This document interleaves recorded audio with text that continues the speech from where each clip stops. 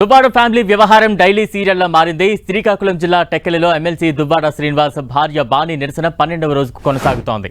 12 రోజులుగా దువ్వాడ బాణి ఆమె కుమార్తె హైందవి కారు షెడ్లోనే ఉండి నిరసన చేస్తున్నారు.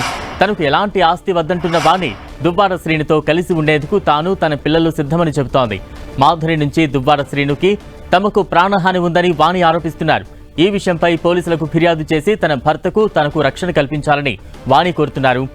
శ్రీనివాస్ కు ఏదైనా జరిగితే తాను తన పిల్లలు రోడ్డున పడతామని తెలిపారు. ప్రస్తుతం దువ్వాడ ఇంట్లోనే మాధురి ఉందని ఆరోపించారు. శ్రీనివాస్ ఇంట్లో తనిఖీలు చేసి బయటి వ్యక్తులను బయటకు పంపించాలని పోలీసులను కోరారు. మరోవైపు తనకు మాత్రం విడాకులే కావాలని ఎమ్మెల్సీ దువ్వాడ శ్రీనివాస్ అంటున్నారు. ఇదే వ్యవహారంలో కీలకంగా ఉన్న మాధురి పోస్టులు ప్రస్తుతం సోషల్ మీడియాలో వైరల్ గా మారాయి. మాధురి శ్రీనివాస్ కోసమే కొటేషన్లు పెట్టి వీడియోలు పోస్ట్ చేస్తున్నారనే ప్రచారం జరుగుతోంది. తాను అజ్ఞాతంలోకి వెళుతున్నారని, యాక్సిడెంట్ అయినప్పటి నుంచి బ్లీడింగ్ అవుతోందంటూ మాధురి వీడియో విడుదల చేశారు.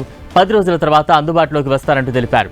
సినిమాను తలపిస్తున్న దువ్వాడ వ్యవహారంలో ఇరు వర్గాల ఫిర్యాదులపై పోలీసులు కేసు నమోదు చేసి విచారణ జరుపుతున్నారు. కుటుంబ వివాదాన్ని కోర్టులో పరిష్కరించుకోవాలని అంటున్నారు.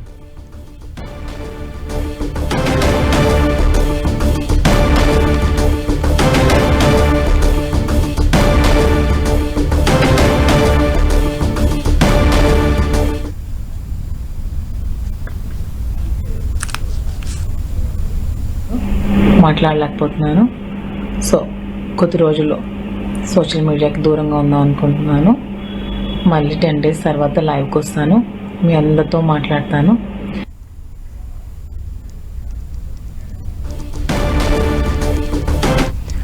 దువ్వాడ వాణి నిరసన 12వ రోజుకు చేరుకుంది. తాజా అప్డేట్స్ అందించేందుకు మా ప్రతినిధి బాలు సిద్ధంగా ఉన్నారు. బాలు, బలరాం, 12 రోజులుగా దువ్వాడ వివాదానికైతే ఇంకా పులి స్టాప్ పడలేదు. ఈరోజు 12వ రోజు చేరుకుంది. 12 రోజులుగా కూడా దువ్వాడ శ్రీనివాస్ భార్య వాణితో పాటు కూతురు, పెద్ద కూతురు హైందవి అక్కడే పడుకుని తమ నిరసన వ్యక్తం చేస్తున్నారు. మరోవైపు ఏదైతే కడుతున్న బిల్డింగ్ ఉందో, వివాదాస్పదంగా ఉన్నటువంటి బిల్డింగ్, ఆ బిల్డింగ్ లోనే దువ్వాడ శ్రీనివాస్ ఉంటున్నారు. అయితే ఇప్పటికే అనేక రకాల సినిమాల ట్విస్టులుగా మొదలవుతుంది. ఓవైపు మొదటి నుంచి ఆశలు గొడవగా మారింది, తర్వాత విడాకుల వరకు వెళ్ళింది. ఇప్పుడు అయితే దాని కొత్త రూపం దాల్చిందని చెప్పుకోవచ్చు. ముఖ్యంగా దువ్వాడ శ్రీనివాస్ కు సంబంధించి ప్రాణహాని ఉందంటూ కూడా దువ్వాడ వాణి ఇప్పుడు ఆరోపిస్తుంది. ఏదైతే దివ్వల మాధురి నిన్న ఒక వీడియో రిలీజ్ చేసింది, తనకు హెల్త్ బాగాలేదు, తాను అజ్ఞాతంలోకి వెళ్ళిపోతున్నాను, ఒక 10 రోజులు ఎవరికి అందుబాటులో ఉండను, అభిమానులకి వీళ్ళందరూ కూడా సపోర్ట్ కావాలంటూ కూడా ఆమె వీడియో పోస్ట్ చేసిన తర్వాత వాణి అయితే అర్ధరాత్రి 12 గంటల సమయంలో ఇక్కడ టెక్కల్లో ఉన్నటువంటి ప్రస్తుతం దువ్వాడ నివాసంలోకి వాణి సంబంధించి ఏదైతే మాధురి వచ్చిందంటూ కూడా వాళ్ళు చెప్తున్న పరిస్థితి ఉంది. ఏదైతే మాధురి ఇక్కడ ఉంది, మాధురితో పాటు కొంతమంది అసాంఘిక శక్తులు అయితే ఇక్కడ తిరుగుతున్నాయి. ఆ మూడో వ్యక్తి ఎవరైతే మా కుటుంబం తప్పితే ఇతర వ్యక్తులు ఎవరిని కూడా ఉండొద్దని చెప్పేసి ఇప్పటికే మేము అనేక సార్లు స్పష్టంగా చెప్పాం. అయినప్పటికీ కూడా ఇతర వ్యక్తులు అయితే బిల్డింగ్ చుట్టూ తిరుగుతున్నారు.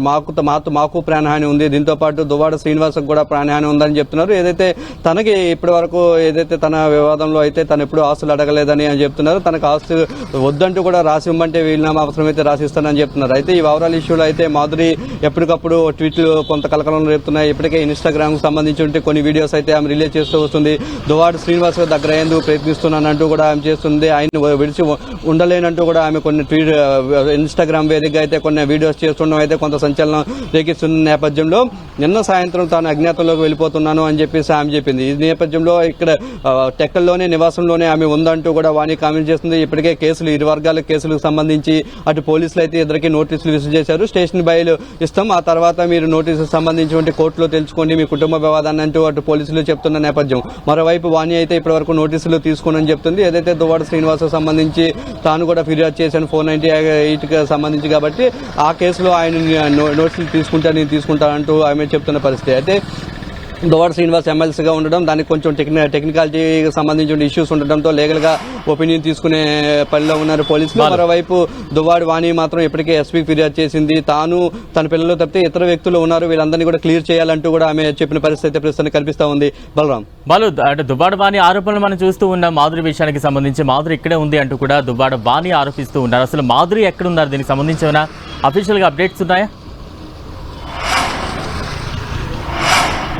ఎస్ మాధురి గత 5 రోజుల తర్వాత ఏదైతే ఇన్సిడెంట్ గా 3వ రోజు యాక్సిడెంట్ అయిందో, యాక్సిడెంట్ తర్వాత ఆమె అపోలో చికిత్స పొందుతూ అక్కడ నుంచి ఆమె డిశ్చార్జ్ అయింది. అప్పటి నుంచి కూడా ఆమె అజ్ఞాతంలోనికే ఉంటుంది, బయటకి అయితే ఇప్పటి వరకు రానటువంటి పరిస్థితి. అయితే అయితే ఎప్పటికప్పుడు అయితే తన ఇన్స్టాగ్రామ్ సోషల్ మీడియా వేగంగా అయితే యాక్టివ్ గానే ఉంటూ అప్పటికప్పుడు కొన్ని ట్వీట్స్ పెడుతుంది, ఒకవైపు తన వీడియోస్ రిలీజ్ చేస్తూ వస్తుంది. అయితే నిన్న ఉదయం మాత్రం తనకి హెల్త్ బాగాలేదు, తనకు యాక్సిడెంట్ లో తగిలిన కొన్ని టిష్యూస్ ఏవైతే కొంచెం ఉన్నాయో అవి బ్లీడ్ అవుతున్నాయి కాబట్టి డాక్టర్స్ తను రెస్ట్ తీసుకోమన్నారు. కాబట్టి నేను మరో 10 రోజుల పాటు ఎవరికి అందుబాటులో ఉండంటూ ఆమె ఫోన్ స్విచ్ ఆఫ్ చేసింది. అయితే ఫోన్ స్విచ్ ఆఫ్ చేసిన నేపథ్యంలో వాణి మాత్రం తాను అర్ధరాత్రి పూట ఇక్కడికి వచ్చింది. ఎందుకంటే అర్ధరాత్రి 12-1 గంటల సమయంలో కొంతమంది వ్యక్తులు ఎవరైతే దువ్వాడ శ్రీనివాస్ సంబంధించిన తమ్ముడు శ్రీధర్ సంబంధించినటువంటి కార్ డ్రైవర్స్ తో పాటు మరికొంతమంది వ్యక్తులు ఇక్కడ టచ్ ఆడుతూ తిరిగారు. ఆ నేపథ్యంలో ఆమెను తీసుకొచ్చి లోనే ఉంచారు. కాబట్టి పోలీసులు సోదా చేయాలి, పోలీసులు ఇక్కడే ఆమె ఉంది అని చెప్పేసి వెనక ఏవైతే స్క్రీన్స్ ఉన్నాయో అవన్నీ కూడా ఇక్కడ ఈ బిల్డింగ్ తాలూకు సంబంధించినటువంటి గోడలుగానే కనిపిస్తున్నాయి. కాబట్టి పోలీసులు సోదా చేసి ఇతర వ్యక్తులు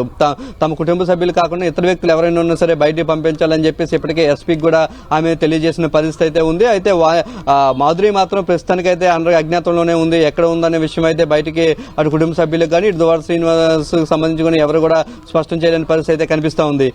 బలరాం. Thank you Balu.